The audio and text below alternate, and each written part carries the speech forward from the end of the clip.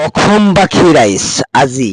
এই জুবিন দাৰ লগত কেনেকুৱা কি হৈছি সব ঘটনা আছে সিদ্ধাৰ্থ শৰ্মা আৰু শ্যাম কুমাৰ মহন্ত একেলগত দুটা কেনেকে এৰে চল এই কথাটো অসমবাসী ৰাইজ জানি আছে চাই থাকক আজিৰ ভিডিঅ'